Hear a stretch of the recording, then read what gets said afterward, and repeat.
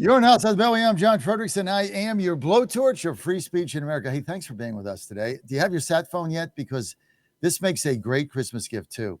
Or the dark bags, the backpacks from sat123.com. If you can put these up, Tyler. I've bought these for all my kids. This is the only backpack that I use. It's the dark bags. And the thing about it is they look great. They're very affordable, right? You're going to buy a backpack. You put your laptop in. It's got a thing there to charge your phone. It's got a phone pack, but it also has a shield. So if somebody's firing a gun at you, you can at least put it up and protect yourself. So besides anything you put in there, nobody can get your information. They can't get into your phone. They can't get into your laptop because it has that firewall on it. But they look fantastic. Just go to sat123.com, sat123.com. These make a great present for, especially if you got grandkids or kids going to school. They need a backpack, and these things are beautiful. And you're really going to love them. And they're priced to sell. And there's no promo code. It's one price for all. So it makes it really easy. Just go to sat123.com, sat123.com. Your dark bags are there. And I just want to give a shout out to the SAT company and all the great things that they do. You hear Chris Horner show all the time. Super guy, great friend of mine. These are just really, really, really good people. And you got Tina Blanco's the owner. I get to know all of my clients, and the relationships that you get and the people in the company you meet is just a lot of fun. They're great people. It's a great company. And Tina Blanco started out of her garage. She had nothing and started this thing, and she's a extraordinary young woman. So I love entrepreneurs. You're going to love them too. Just go to sat123.com, sat123.com. Jim Pfaff is with us. Really looking forward to this segment. Jim Pfaff, the president of the Conservative Caucus in Washington, D.C. And, of course, when we get to see her, his lovely wife, who has been a Right to Life activist for many years. And we love seeing her when she's out. She's out with Jim as well. So Myra's fabulous. Jim, Merry Christmas. Great to have you with us. Thanks for having me. So, Jim, we have decided last night, that I am going to run in D.C., but rather than run for mayor, we're going to run for the at-large city council seat that just opened up when Councilman McDuffie decided to go in the Democratic primary and run for mayor. So we are going to run for that seat, and I'm going to win. And I look forward, Jim, to getting your help. Now, I'm here at our house in Indiana till the end of the year. Beginning in January, we'll definitely be back in close proximity and see what we can do to help. That would be kind of fun, you winning that seat. We are going to win. And, the mayor's race was, we spent months working on it. So we didn't take it lightly. Look, I was going to do it, but when this opened up, this is a seat we can actually win. And I get a MAGA voice in DC, and maybe we can do something meaningful. So I'm going to look forward to your help. So, Jim, quite the day. We've got, I don't know where to start. I'm going to start at the beginning and go down.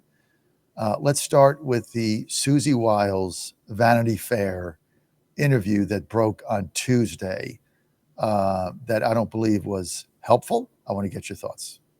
No, it's not helpful. And listen, I'll start with something positive about Susie Wiles. There's no doubt she's a highly organized person. She's determined and works hard. I do believe in a general sense, she's been loyal to the president, but this is that area, and now I'm going to get negative. This is that area in Washington, D.C. that I've seen over and over again in all the years that I've worked in and around DC, where people who work for those who have gotten elected to office somehow feel like it's incumbent upon them to try to build something for themselves. And I just am just a bit flabbergasted that she was even allowed to have all these interviews with Vanity Fair, a publication that in no way was ever going to be favorable or reasonable or helpful. And this happens too often, and it really undermines things. I've seen this over and over amongst staffers.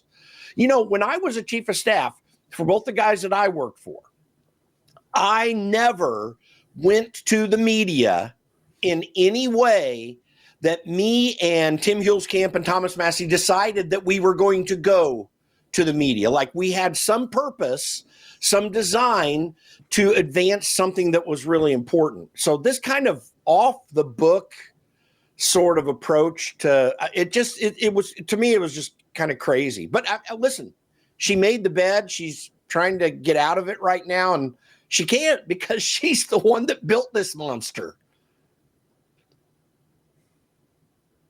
So what happens now? I don't know. I listen, the president seems to have been very dedicated to her over and over again. So we'll see how he wants to handle it. I will say this, J.D. Vance's response to all this was, as usual, fabulous. You know, he totally addressed it in a way that was winsome, that was direct, that turned it right back upon the people attempting to make it work poorly against him or the president. And what did he say that you thought was so impactful? Oh, I thought he said, yeah, you're darn right. I used to believe that it was stupid for people to have to wear masks, kids to have to wear masks. I thought he listed a couple other things that really did become conspiracy, that really were considered conspiracy theories that were absolutely true. Like it was perfect and right on target. I mean, I have to say this, in this day and age, in the day of Trump, it is so simple to understand what the media is going to do about anything. You know, Rush Limbaugh was great about this too. He always called out the media and what they were doing and saying and talking about the template that they would always work off of. Not enough people quite listened to it then. Donald Trump totally has figured this out. But the thing is, and to his credit, the people he's put around him get this too. Marco Rubio's great in responses. I could just name them. Most all of them are very, very good. So anyway, what you do about it now is Donald Trump needs to consider, can she remain faithful and loyal to him under these circumstances? Not just whether she would assert to do it, but whether she can be. The other thing he has to think through is who can be effective in that position if there's some reason that she needs to go away. And that attempt was made when Mick Mulvaney became chief of staff last time around. And Mick made it better. Eventually, when he settled upon Mark Meadows, actually it was pretty decent. And I knew both Mick and Mark. And Mark in particular is a solid guy. But, you know, he had his weaknesses as chief of staff. She did bring this urgency and determination to that, which can be helpful. But you can't be doing stuff like this.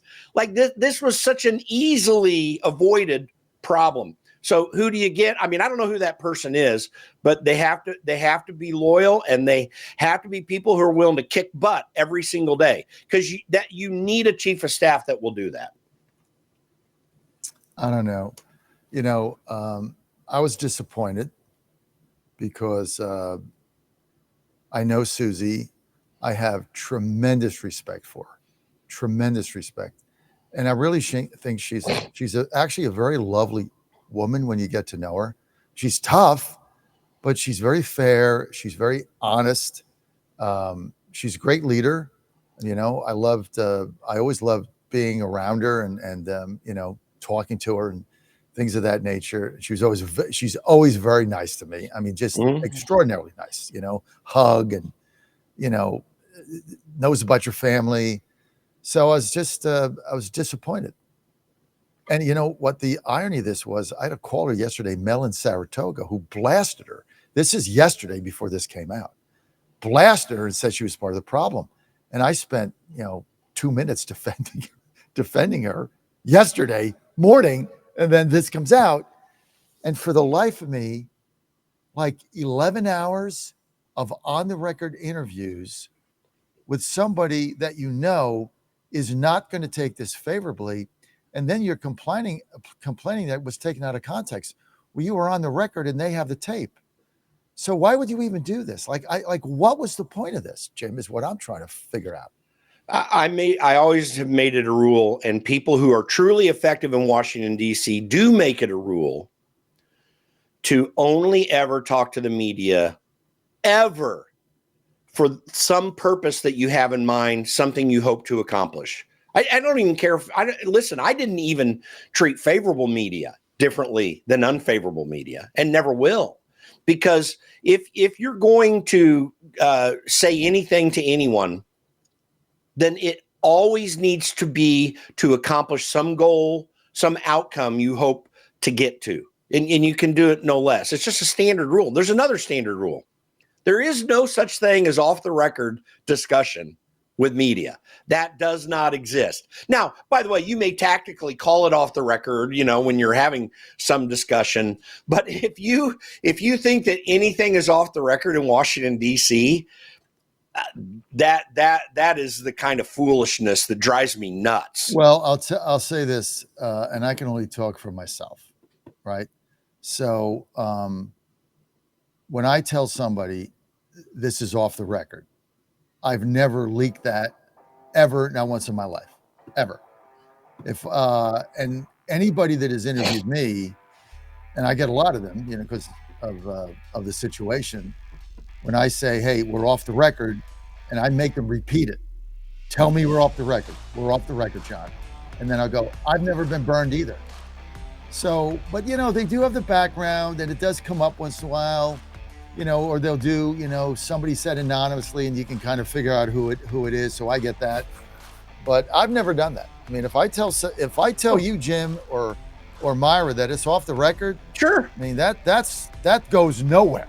No, there is that integrity issue, but the most important thing is, as someone that's trying to communicate to the media from a political position, it always has to be for a purpose, and it should never go beyond that purpose. That is just a given. Stay with us. I got to go. I got callers for me and Pfaff, 888-480-JOHN. We got Anthony on the line, so we're looking forward to that. I'll be right back.